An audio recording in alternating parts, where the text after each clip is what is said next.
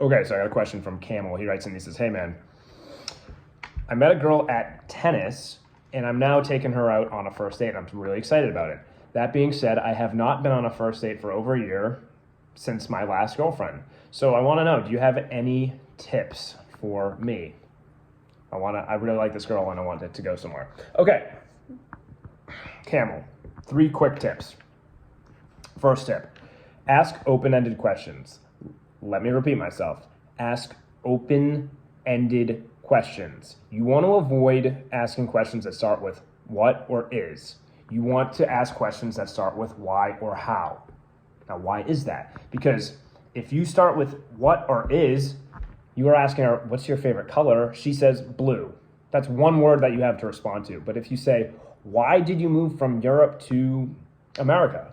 She gives you the rationale. She's speaking. She's giving you an open-ended response. She's giving you an essay-type response.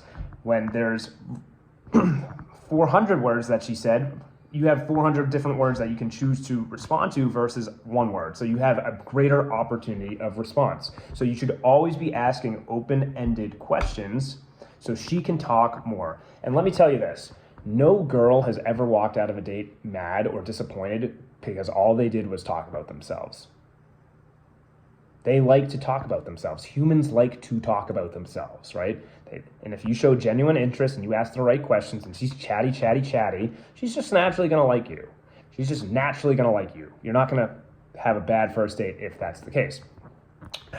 Number 2, have multiple dates set up in the one date. So what do I mean by this? So you might have a date to go to a lounge to get a cocktail with her, right? So you go to a cocktail lounge, but you want to be in the close proximity where you could maybe go play darts or pool after, snag an ice cream, maybe catch a sunset, right? Because if you have multiple things set up, you're creating a familiarity bias.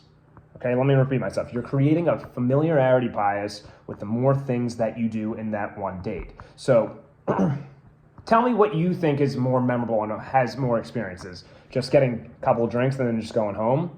Or we got drinks, we got ice cream, we caught sunset, we played a little bit of pool, and then we walked around the pier and we kissed a little bit. Not option 2, because you did 5 different fucking things. So you are now 5 times ahead of any other guy that she could possibly date because he's just doing one date. He's just going to get dinner and he's probably slipping up. But you led her to the lounge, you led her to darts, you led her to sunset, you got an ice cream. You did a lot fucking more. You did a lot fucking more, and that stands out. All right? That stands out. And number 3, this is my last tip. You want to go for the kiss, and at the end of the night, or at the end of the dinner, if it goes well and you want to kiss her, you kiss her, but look her in the eyes and say, text me. That's it. Look her in the eyes, say, text me later. And when she does, you just set up the next date. It's that simple. So I hope that helps. Peace.